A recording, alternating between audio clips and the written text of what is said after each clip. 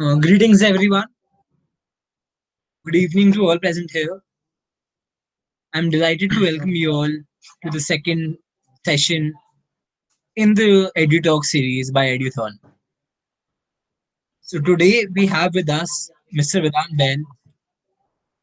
Mr. Vedant is a founder of a Greetings, science-based everyone. startup Data Deals and also co-founder of a health tech startup with skills in computer technology, data science, artificial intelligence, and intelligent systems. He is currently a research intern at University of Pennsylvania and also a Microsoft Learn student ambassador. It's a delight for us to have Mr. Vedant address the gathering. Welcome, sir. Over to you.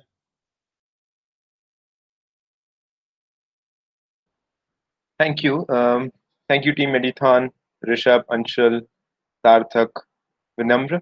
Um, Today, I have got a special topic. So, machine learning and data science for education. Let me put my slide deck on.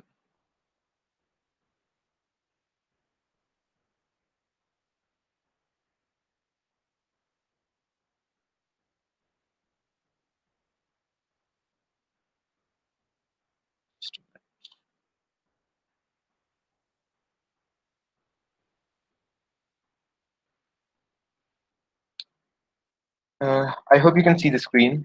Can someone just respond?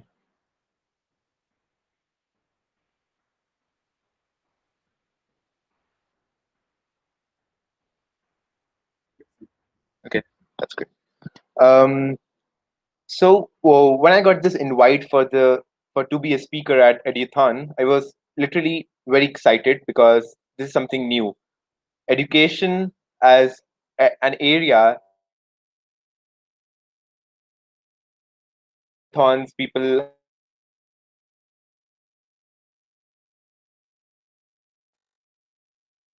the smart areas, but people didn't focus on the area of education, which is likely important. We always say that the education system lacks something, should have this thing, should have that thing, but we never worked on them. In addition, even after a new education policy which has been launched in India, there are so many loopholes. And even the expert says that the policy is good, but in order to have good, it should be implemented in a better way, like in the way which it has been thought of. And now it comes into picture whether we can implement those policies in the way which they have been thought of. And that's why the technology is very important to do that. Specifically talking about data science and machine learning, this is trending these days, and people have been using it for various applications, like even in healthcare, even in cybersecurity, even in finances. Data science and machine learning is used with, which is very popular, and it indeed is popular in education as well.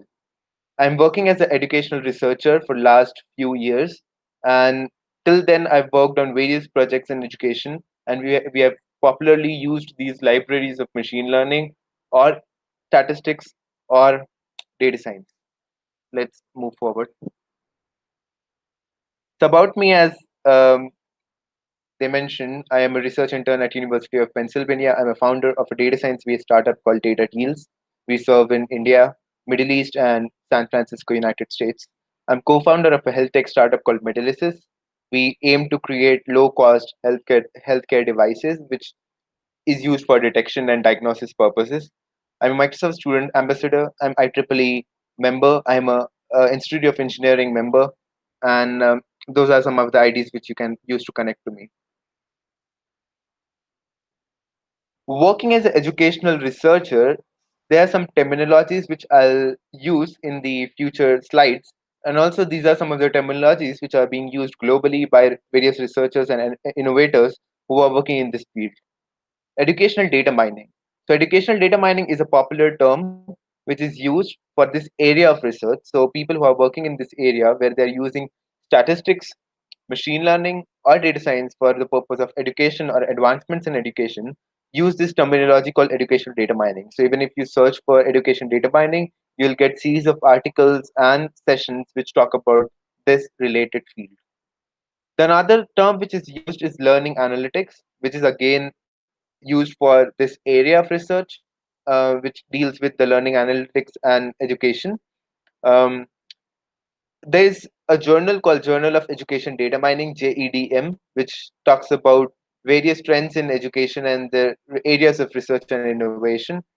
Similarly, there is learning analytics is abbreviated as LAC, LAK, and you can look for LAC conferences which happen every year, and many researchers across the world work on some of these projects and present them at LAC conferences. MOOCs, which you must be knowing about, is massive open online courses, which refers to online courses. And K-12 learning, K-12 refers to the school base. So just it just signifies school learning. So when we talk about K-12 data or K-12 learning, what we mean is that those 12 years of schooling and something related to that. So these are some of the terminologies which I might even use in future slides, and is popularly used in the area of research in education. Before jumping on to what exactly goes into education data mining, or what exactly is the working of it, there are some of the stages of research which I wish to discuss about. The first is identifying the problem. What is the problem? Even if we are here at Eduthon, the hackathon which is happening, so what is your problem statement? What do you want to focus on? What are the works which has been done in that problem statement? This refers to literature review, or the second point which says read about what work has been done in this area of this problem area, and what are the results of it, what are the existing loopholes, what are the current situation, current status of this problem area. The third is innovate. After studying what are the problem area, what are the loopholes, we want to work on those loopholes, and we want to innovate and build upon on our own idea, which is the third point. And fourth is conclusions. After working on your hypothesis, after working on your area, after working on your specific problem statement, we interpret some of the results and conclusion, which become our results, final results of the research. In here, I'm going to focus on some of the problem statements which people or researchers are popularly working on in education. Students' engagement detection in online learning. Now, in here we just break up the thing, students engagement detection. So we wish to study how engaged is student in the learning process. Now in online learning there can be two ways in online learning, either the online live learning, which is popularly going on due to pandemic. All of us are attending the classes online, and through various interfaces, through various platforms, video calling platform, which refers to online live learning. And the second one is online courses, the MOOCs, which I will talk about later. So right now we have online live learning. So as you can see on the left hand side, I have a small joke kind of thing where Professor, why you're late? Me, traffic, professor, but it's online class. Me, sir, network traffic. And the question here, the area which I want to focus on is: are we engaged? Are the students engaged in online learning? Is online learning that productive as of classroom learning? And can something be done about it? The first point which comes to my mind when I talk about online learning is, or maybe comes to most of the mind when online learning is kept in comes forward, is the system, the environment which we are working on. There's the need of development of multi-feature bug-free learning environment. So in today, where online learning is going on popularly, we are using Zoom, we are using Google Meet, we are using Teams, we are using WebEx, Cisco. These are some of the popular uh, products which I know. And it is often find that people are just discussing about and these products where some features of one product is better than another, and which some or the other way helps with a good, swift, and smooth online learning. But still, we know that some feature of one, one feature of A and another feature of B is good for them, but I don't have any platform which has both the features, and I want one. So there is need of development of multi-featured bug-free learning environment, and this needs to be developed. The following point talks about what are some of the additional requirement or additional features that can be integrated with those multi-feature environment. Now, first of all, there's also this also needs to be paid attention to that these online learn platform that we have were meant for meetings at a professional level, maybe a company meeting. and are not made for classroom environment.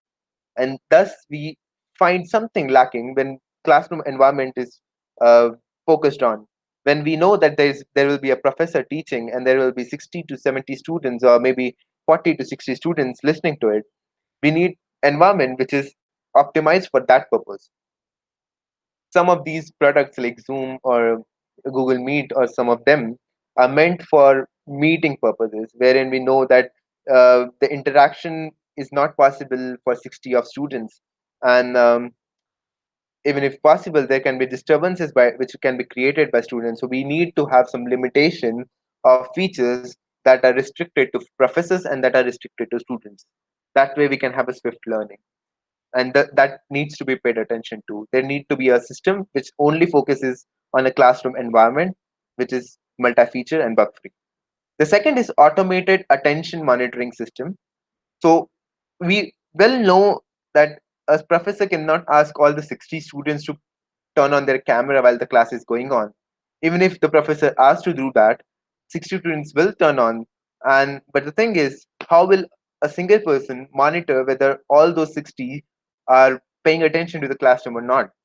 Because I know that some of my friends just turn on the camera, turn on the classes, turn off their camera, turn off their audio mics, and are sleeping while the class is going on. Well, I am not sure if I'm only talking about my friends. I might be talking about myself as well. Uh, and therein we need an automated attention monitoring system. Now, in this, there can be a lot of discussion. So, this is a popular area of research which researchers are talking about, that how to develop an automated attention monitoring system for live learning. How can that will be a lot of computation, right? If we say that there is a 60-minute class, and for whole of that 60 minute, for the whole of 1 hour, uh, there is a system which is capturing everyone's face and is trying to detect the status. That's difficult, right? But later we came up with another solution which talks about taking the screenshots or taking using this system every 15 minutes. So in case we have a 60-minute class, every 15 minutes there is screen capture which happens, which detects the faces of the students and tries to monitor what is their status. Are they learning? Are they attentive? Are they curious? Are they interested in the class, or are they bored? Popularly in last few years, people have worked upon on system like emotion detection system, which has shown good results.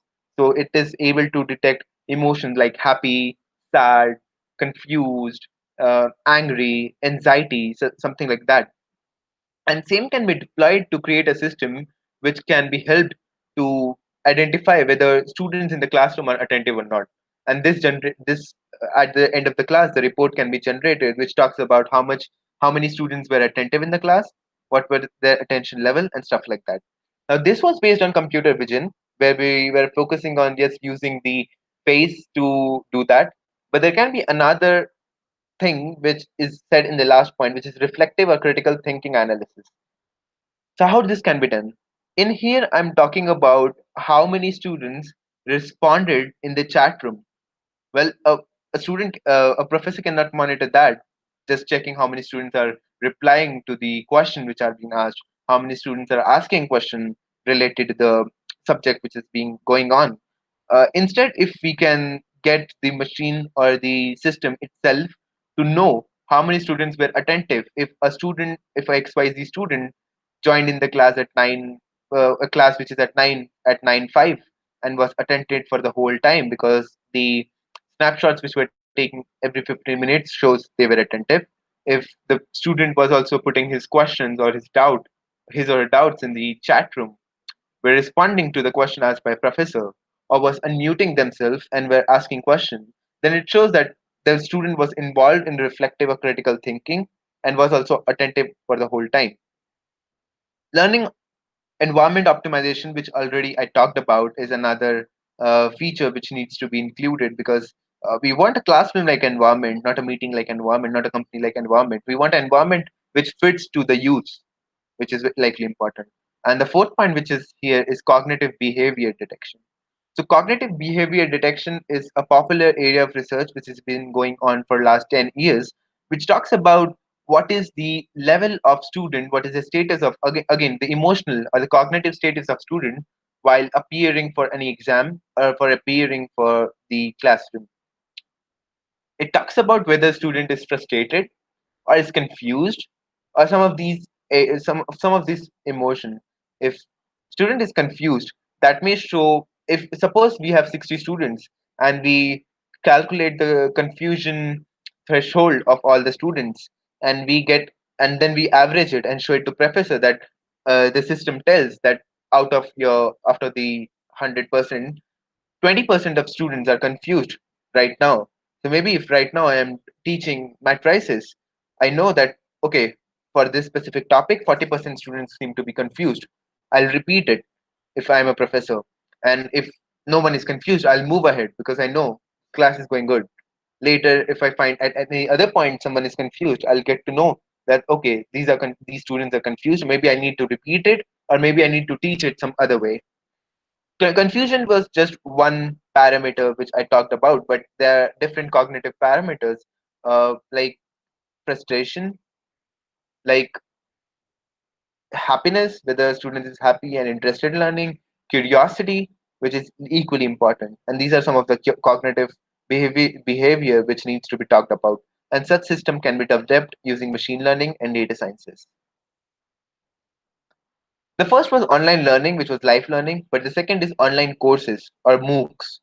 Again, I have this thing which you can see on the right hand side, the picture, when you are at a ML conference and you are surrounded by PhDs, but you are one who have completed ML and AI courses on Coursera, EDX, or Udacity. Now, again, when we talk about Coursera, EDX, or Udacity, or other online courses, online learning, which was live MOOCs, we know there are so many students who are gaming this platform. Gaming refers to cheating in this platform. So the first point over here is to development of a system which detects gaming detection, which detects whether student is cheating. Now, one scenario or one example which I can give is that when there is an online quiz, suppose on Coursera, Coursera you can repeat courses 3 times at a in a window, and after, if you have repeated it 3 times, then you need to wait for 8 hours, and then you can again repeat it for 3 times after 8 hours window. So again, gaming retention refers to where student just does, for example, if there are 5 questions, true and false, I won't read the question. I'll just go true, true, true, true, true.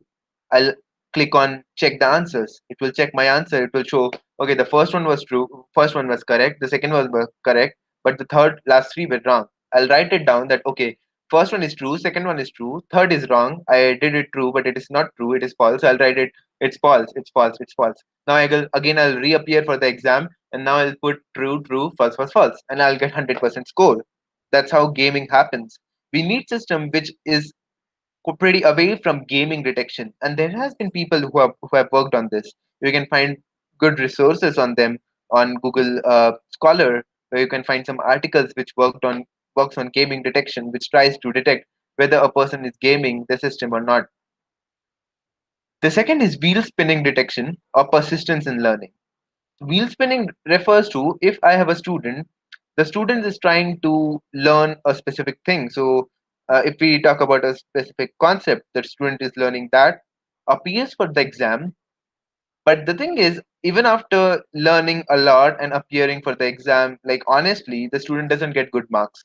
The student loops around, again learns the concept, again looks for the video, again appear for the test, and again comes to know that doesn't get a good marks. And this happens a lot of times. So the student is not getting success a lot of times. I mean, each number of time, although the student is very attentive, the student is has persistence in learning, is determined to learn. That's why he or she is repeating the thing honestly, but is not getting a good marks. We need to detect such students, and maybe they need personalized system, personalized monitoring system, or maybe they need, maybe if it's online learning, then we can send a mail that we have detected that you are learning this system, you're trying to learn this system with utmost dedication, but you are not able to. Maybe we can provide you with another resource which you can help, which can help you with this. That's wheel spinning detection. Third is cognitive based modeling, again studying the behavior feature and their effects. So now this time behavior features again are confusion, and stuff like that.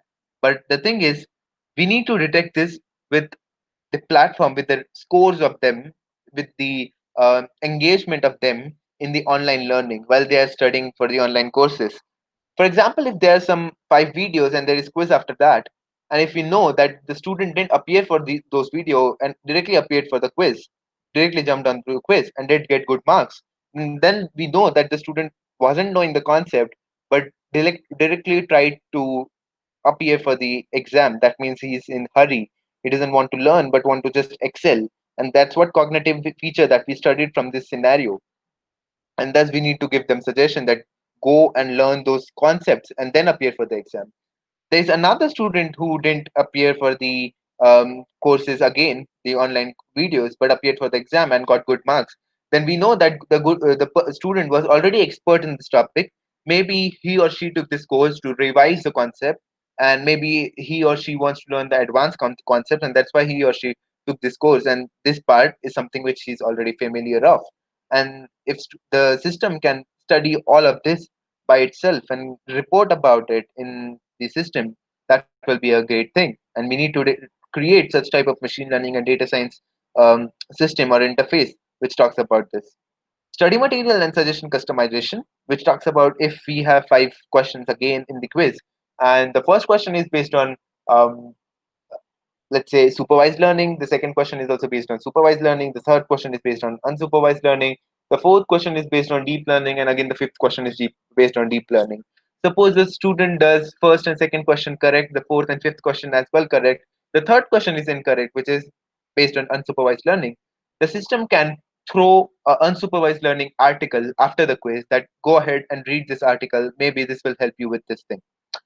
This can be also used in various other scenarios, maybe when we have those smart tablets which help students to learn for those entrance exams like JE or other entrance exam or other international exams like SAT or ACTs. When student appears for exam, maybe the system will come to know what are the weak points or what are the intelligent points of the student, what are the expert point of the students which the student knows. And maybe depending upon that, students can be told about what things to study and what not to, like what are your uh, things which are low graded and which you need to focus more on. That can be told by system, and that will help a lot for a student to do study in an effective way, to do learning in an effective way. So this customization is very important. The customization of study material, customization of test for student depending upon what student has got. If a student is intelligent, he she doesn't need those basic tests. Maybe that will be a waste of time for he or she. In case a student is little facing little difficulty to understand the concept, maybe he she requires the system, the learning system to go through from basics and slow, and thus a customization system is required depending upon the student, depending upon the user. So here, after studying these 2 slides, we can say that we need a system which talks about, we need an interface which talks about online learning in effective manner, which should have things like attention monitoring, learning environment optimization, reflective or critical thinking, and stuff like that. And the second is we need an online course platform which talks about gaming detection, wheel spinning detection, cognitive based modeling, and study material suggestion. And if this is done, then we can say that the online learning will be fruitful. Maybe that certificate will be more of value, because we know after we detected such system happening with Coursera, where people just reappeared for the exam each and every time and just noted down the answer, we know the value of Coursera certificate significantly decreased. And now it's just the certificate is not now important. It used to be at some point. And thus, we want a system wherein we can develop, wherein a student cannot game the system and is perfect, wherein even the certificate of that system will be valuable. And we would be able to say that yes, if someone is appearing for a test on this system and is appearing for a course on this system, by the end of this course, if this person completed the course, he or she has attained a certain level of expertise in that area. The third system which we want to talk about over here is students' performance prediction. Now, this is something which you must have already seen. GPA prediction, depending upon what the person has done already, what depending upon what grade the student has got, we need to detect what the grade student will get. Now, we not only want to detect what the grade student will get, but we also want to detect what are the weak areas. For example, in a classroom environment, if we have internal exams, we have series of internal exams. So after one or two internal exams, we can tell student that uh, here this area, this subject is quite weak, and as I see the learning curve of yours, you are going down. Maybe this will affect your end semester examination or mid semester examination, and this is something you need to work upon. If such reminders can be such automated reminders can be sent to students, that will be really effective. Student can focus. Can this help? This will help decide the priorities. So GPA prediction and learning habit alert system is important. So what are the learning habit monitoring system is important. Detention and attendance monitoring is important again. Now, all these points refers to classroom based learning system, wherein we want to detect what is the attention of the student in the classroom, and what is the continuous learning curve. Was student attentive at starting? Were the grades good? What happened later? Even the student was attentive, still the grades went low. At that time, teacher need to jump in and help the student. If the student's grade went low and the attention also went low, we just need to tell the student that, bro, you need to be attentive, the things are going bad, you need to get back to learning. Maybe you're not paying attention to your education and learning at the moment. And if the grades if the attention level is going high, still the grades are going low, then we need to tell the students that yes, you need to focus more uh, on something else. Maybe you are attentive but not at specific point. You need to jump onto some other features which you need to focus on, maybe some other concept which is taking your grades low. And such continuous learning curve is important, and such automated system needs to be developed. As you can see, the screenshot is a GPA monitoring, GPA prediction system which I developed, and this is publicly available at this link, which you can see. You can take a screenshot and go to link and test that system. So this system generates a report when you put your information. It generates a report that based on this, your GPA is this much. So maybe the next step over here is to create all-round reports, which even talks about what were the earlier things, earlier learning curve, what are the predicted learning curve, what are the predicted grades, with suggestions what can be done about it, what a student can do about it, what a student, he or she, should be doing next, what should be the steps. Depending upon the extracurricular, and okay, I'll talk about it later, but we'll jump on to this again. So this is about students' performance prediction. The another system which we talk about is learning assistive system, course suggestion module. I don't know if this is the case with most of the universities, but this is the case with some of the universities in India, and most of the universities in US, wherein the student opt for their own courses. So if you're in your first semester of your university, you have list of courses and you can select your own courses. Maybe let's go with cloud computing this semester, and maybe with cloud computing I'll go for blockchain and machine learning. Let's go with these things this semester, and you can go for that. But maybe there should be someone who to suggest you, okay, you're in first semester, right? Maybe you should focus more on basics, maybe data structure, before jumping to cloud computing or machine learning, or because machine learning requires you basics of programming, and maybe you need to learn basics of programming before. So such course suggestion module should be given to students depending upon their level, and thus when the students add the course to the cart, it should tell that depending upon the courses you have taken in the past, maybe this course will be fruitful to you. Or they should have an option wherein you can set your goal. So for example, a person wants to become a software engineer, then the course suggestion module can suggest them courses depending upon which will help him or her in software engineering. A person needs to become a machine learning engineer, then the Depending course upon suggestion module can suggest with courses that are related to that. Resource suggestion based on test results. As I said earlier, if there is test which has two questions of supervised, one question of unsupervised, one question of deep learning, and if student goes wrong somewhere, then customized reports that should be generated that the student's weak point is this, and maybe you should learn about this. And such thing can happen suggest if with we go courses very specific. Even if we have deep learning, if we have CNN, RNN question which are based on these concepts. And if student appear for the test and maybe the student goes wrong somewhere around algorithm which deals with image processing or CNN, then an article can be thrown to the student that okay, read about this. Maybe this will help you, and again appear for another test. Let's see how much this article has helped you. This will also create a learning curve and also help student in a way. Higher learning advisor, which refers to depending upon the score in bachelor's, the performance in bachelor's, the interest of a student in bachelor's. If student wishes to go for graduate learning or graduate courses or post graduation, then there needs to be a system which can suggest the student what to go for. Maybe a lot of time we have seen students who are confused between whether to go for MBA or MTech or MS, or what to do, in what subject should I do that. And maybe that can be helped with automated learning systems or automated learning advisors, which will tell student depending upon your past excellences, depending upon your interest which you have been reading so far, I suggest you to go for MBA in finance, maybe because you have been working on finance lately, and this will uh, help you and maybe will create a productive version of you.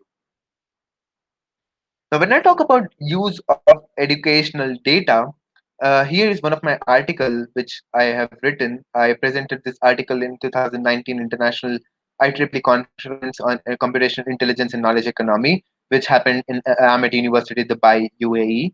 So this article pretty much talks about how educational data. So, for example, education data at a specific university, at my university or at IIIT Lucknow, can be used to solve their own problems which the student faces. Now, the data warehouse somewhere consists of attendance summary, co-curricular or extracurricular activity participation, socioeconomic status and family background, entrepreneurship or innovation participation, dropout data, internship data, employability tests like aptitude test, reasoning test, communication skill test, and academic and examination scores.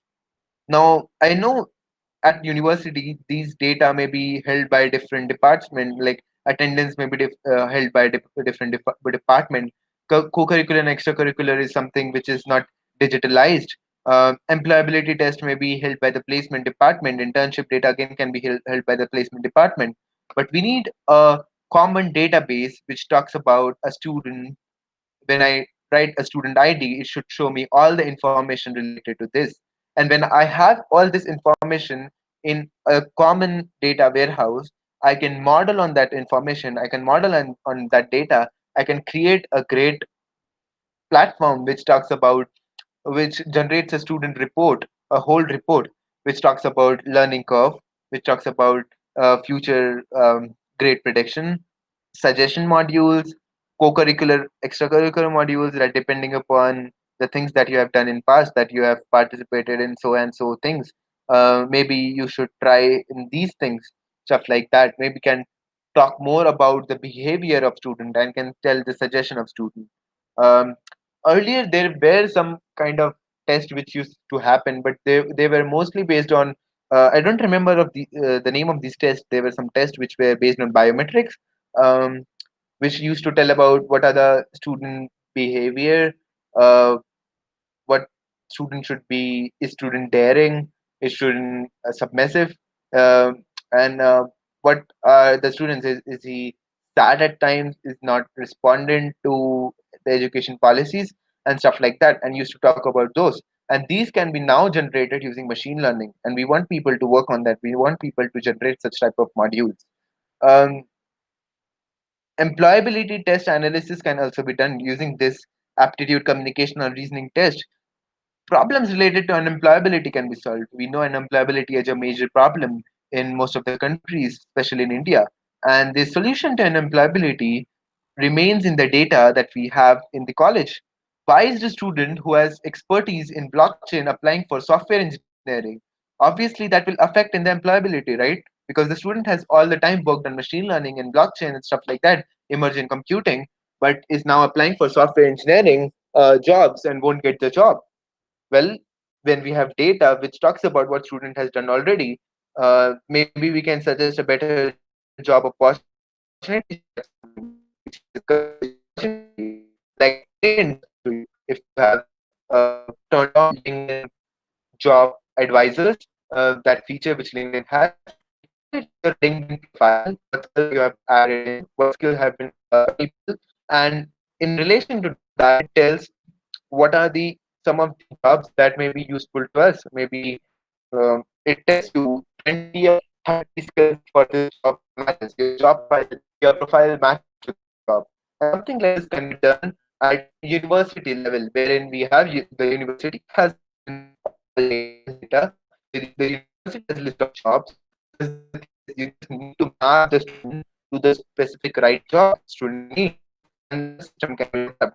I would be very happy if even Edithon, if I don't know if Edithon is expecting such modules to be generated. If it is, then it is great. I will be very happy if students at Edithon, if participants at Edithon and are creating such modules or such system, which will be very helpful at universities and colleges.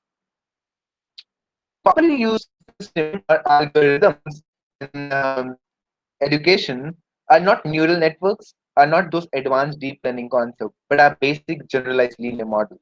So even if you, these are some of the resources, these are some of the articles which you can read, which talks about those education systems which I earlier talked about. When they are created, they are more based on generalized linear models or classification models, or some of these left models which have written left hand side, like naive bias, decision tree, relationship mining, clustering model, computer vision, statistical modeling, density estimation, and visualization, and exploratory data analysis.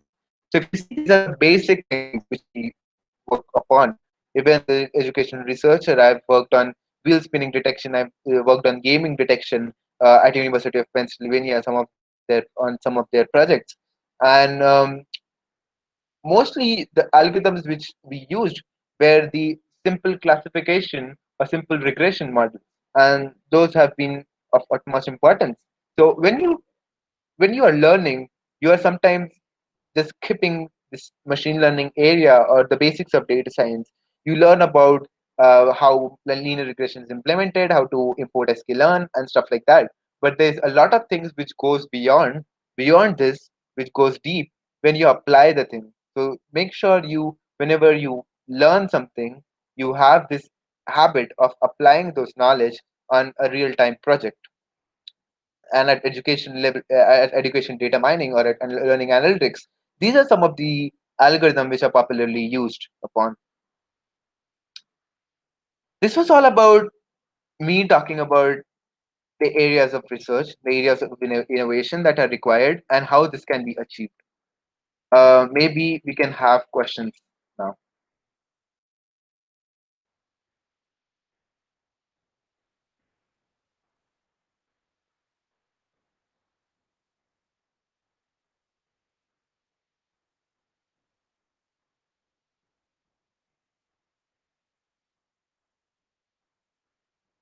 Do we have question in the chat room? Just let me know.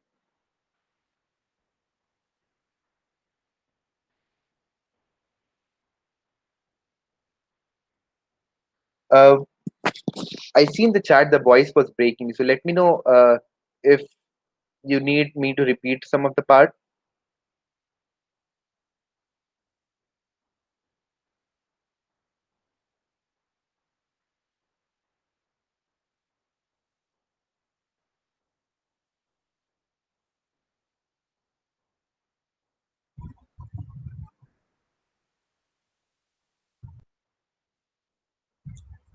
So the session is complete. Vedant will now take questions if the audience has any. You can comment in the chat box.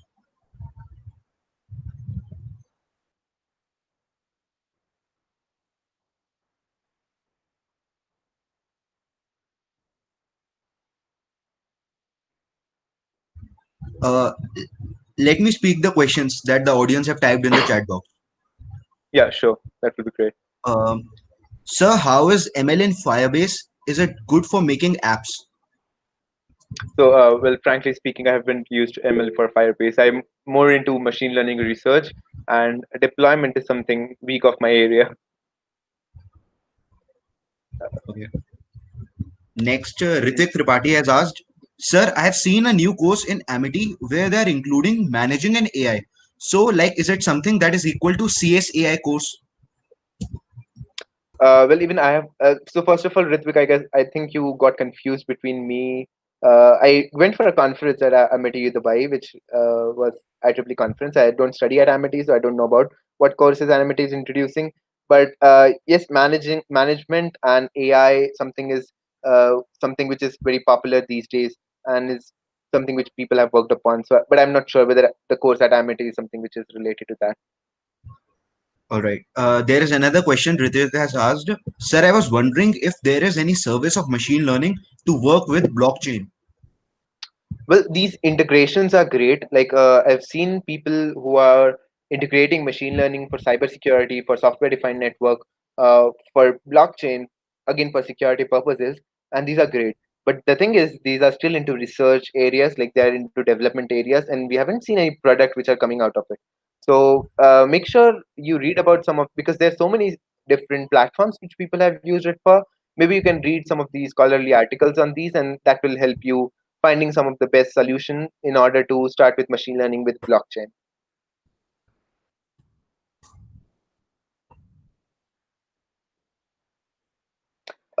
Since the voice was breaking, if in case someone wants me to repeat some of the part, just let me know.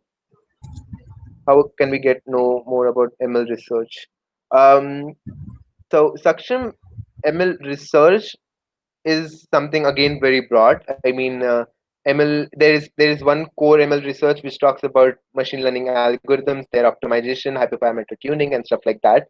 And the other is applied ML, which my area is. I talk about machine learning for healthcare, machine learning for education, and that is something which I work upon and I have published article in. So that's something different. And maybe when you be specific about what you want to know, you can find great articles. As I told in education, if you wish to know more about machine learning for education or data science for education, uh, search more about education data mining or learning analytics. These are two key terms which I talked about, and maybe those can help you find better articles on them, and which can help you find better uh, project which people have created for that purposes.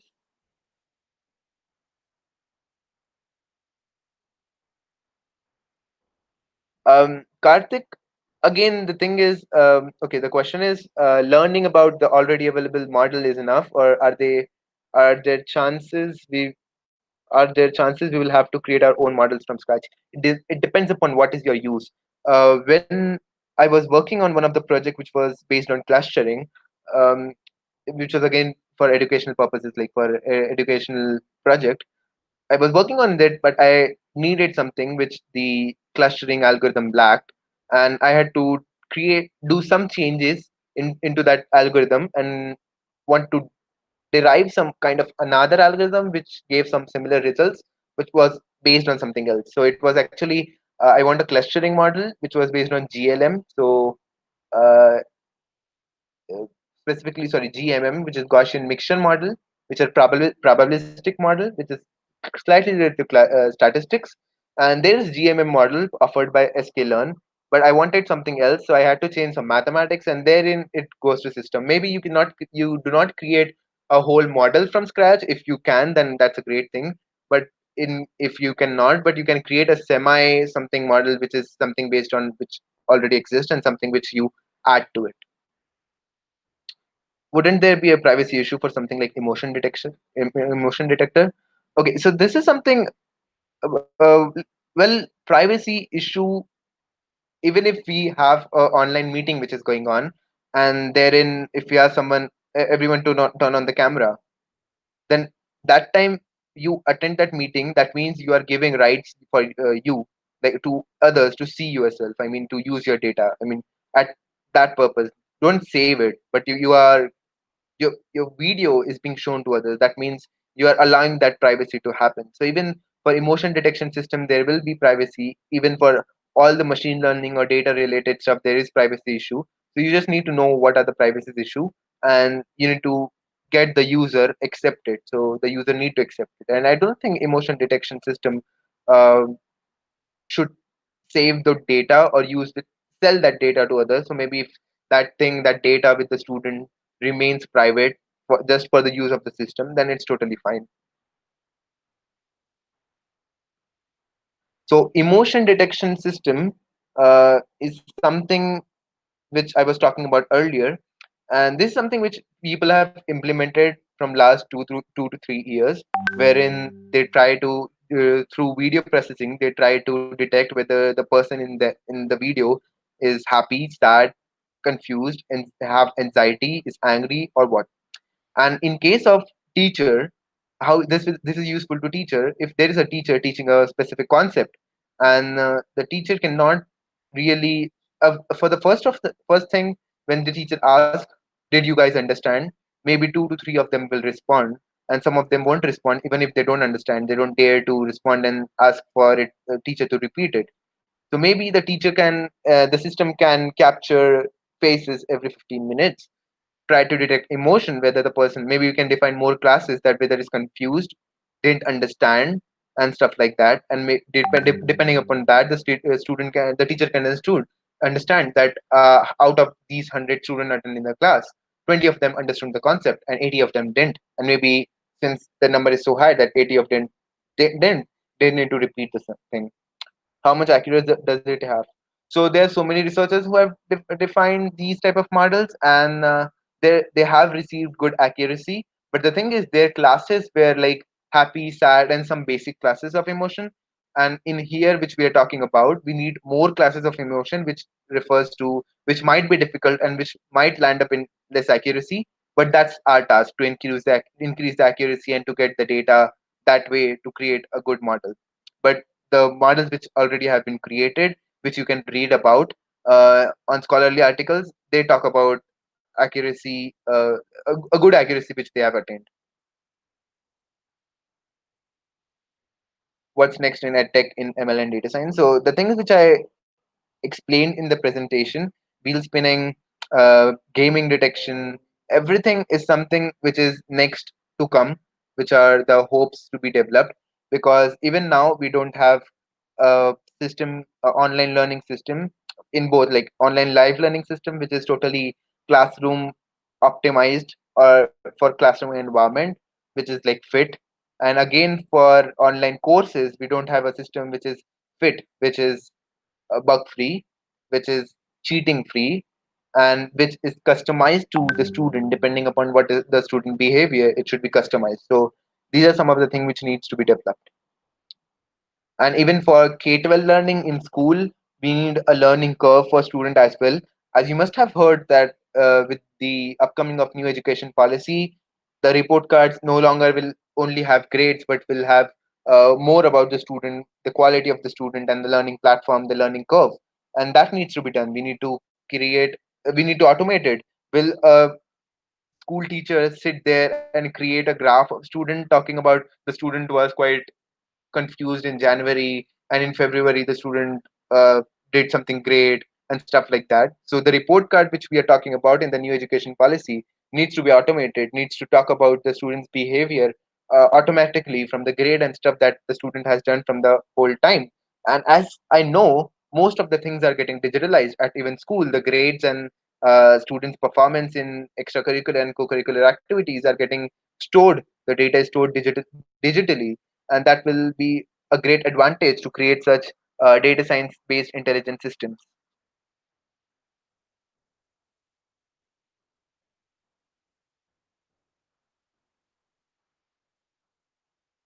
For unified platform for college, as I said, most of the platform that we have today are for meeting purposes, not for classroom environment. And classroom environment, first of all, needs something which is wherein a student cannot disturb the class. We need to create such environment.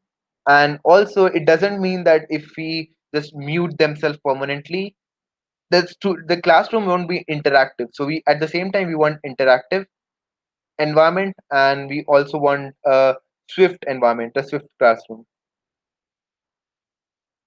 Exactly said. Flaws in grading system needs to be improved, and that can be automated with machine learning, data science.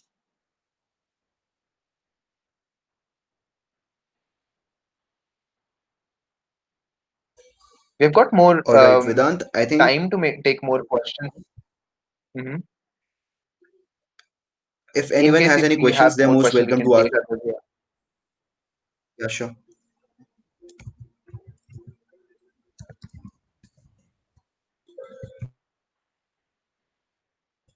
Again, I think this is at it for school the level, questions. I see one question. I'll just answer that before we end. Oh, okay. So, what are your Sure. suggestions as to how to implement ML and data science at school level? So, as I said, the terminology which is popularly used called K-12. So, um, this was something which I even worked on at UPenn, wherein we tried to detect whether the learning habit of student at school had any relation with the student enrolling at college. So, what degree did the student enroll at? And relationship mapping or relationship mining, which is again a great uh, domain of machine learning, is something which we use popularly in education data mining when which we are trying to detect the learning habits of student at school to monitor and to suggest the student what to take up in future.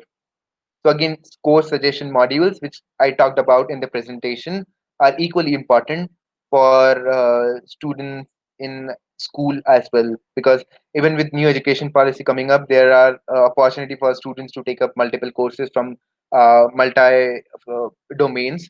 So even at that time, course suggestion is very important. As I was talking to one of the great mind in the education sector lately and was talking about new education policy, uh, he said that okay, the policy is good, but this will make student more confused because now maybe the student will take economics and dance in the 11th grade, and then take uh, finances and music or arts in 12th grade, which is not right. Okay, the policy gives student liberty to choose their own courses, but they need to create a map of their own. They cannot blindly take random courses. They need to plan their courses, even if they're a course which they are taking in 12th standard may require prerequisites in ninth standard. They need to plan it that way.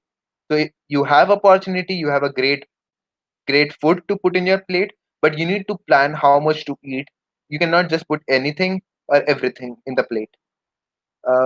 We have something like auto question during questions like pop-up will appear. They have MCQs. Yeah, that is a great thing, the pop-up MCQ system. And there are so many problems, rightly as said by Saksham, at even primary school level, secondary school level, at tertiary level, even at education at university level, which needs to be addressed. And these some of the algorithms which I talked about and some of the areas which I talked about can popularly help address those problems. I hope you liked this session. And if in case you have any questions apart from this, I did display my presentation, my Instagram, Twitter, LinkedIn, and my email. You can just reach out to me and I'll be happy to answer them.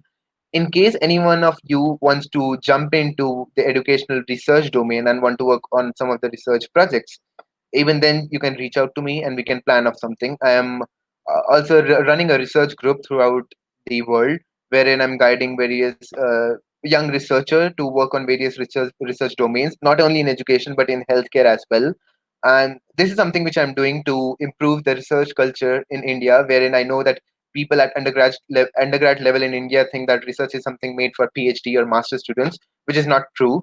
And this needs to be changed. So anyone who is willing to jump into research and wants to wants to go for graduate study for masters and something, they know research is at most important, even for GRE, GMAT, and like for graduate courses. So you can reach out to me.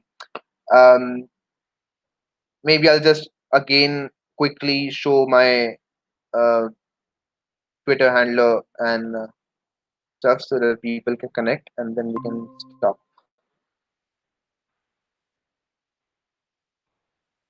I guess screen not. Thank you, Rishabh. Thank you, Anshul. Thank you, everyone. Thank you so much, Vedant. It was a very informative session. And as for the audience, please be back at 8 p.m. today on Saptarshi Prakash channel. Join us at eduthon.tech/live. Thank you. Thank you.